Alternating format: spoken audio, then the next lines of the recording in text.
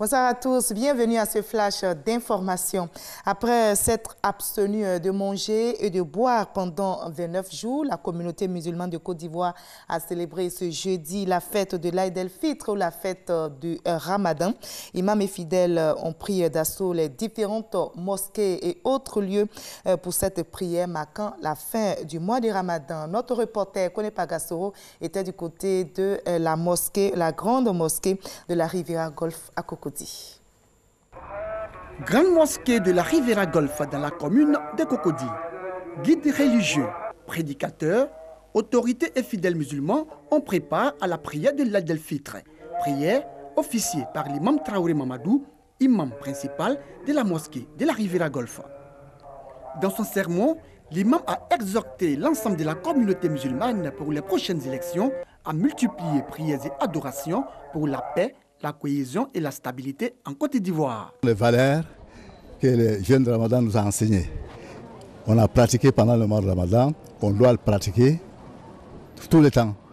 Et ceci est extrêmement important, d'autant plus que nous avons besoin de ces valeurs-là pour que l'unité, la cohésion sociale que nous recherchons s'établisse. Le message de l'imam soutenu par membres du gouvernement, fidèles musulmans, mais surtout par le Premier ministre Amadou Gon Coulibaly. Je voudrais saluer les guides religieux au nom du président de la République pour leur action et leur message de paix traduit quotidiennement à l'endroit de nos compatriotes.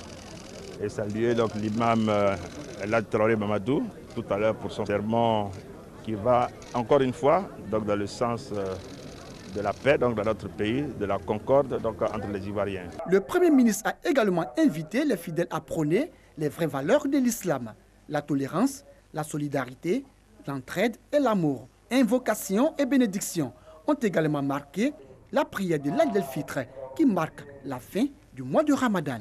La prière de la fête de Ramadan à la grande mosquée de la Riviera Golf a vu la participation des guides des autres confessions religieuses et des chefs traditionnels du district d'Abidjan. En 18 mois d'activité, le ministère de la Modernisation et de l'Administration et de l'Innovation du service public a lancé 2 projets pour simplifier les procédures administratives aux Ivoiriens. Depuis ce lundi, le ministre Pascal Kwaku Abina est en France à la recherche d'outils plus performants pour améliorer davantage les prestations de l'administration du service public. Nous en saurons davantage dans l'édition de 20h ce soir. Hier, mercredi, à Yamoussoukro, un immeuble de 4 étages en construction au quartier millionnaire s'est effondré en s'écroulant. Malheureusement, cet immeuble a englouti la trentaine d'ouvriers sur le chantier. 2 personnes ont été retrouvées mortes et les opérations de secours, après une brève interruption de quelques heures, ont repris ce matin. Les blessés, une douzaine au total, sont actuellement pris en charge au CHR de Yamoussoukro, le centre hospitalier régional. On en reparlera également ce soir.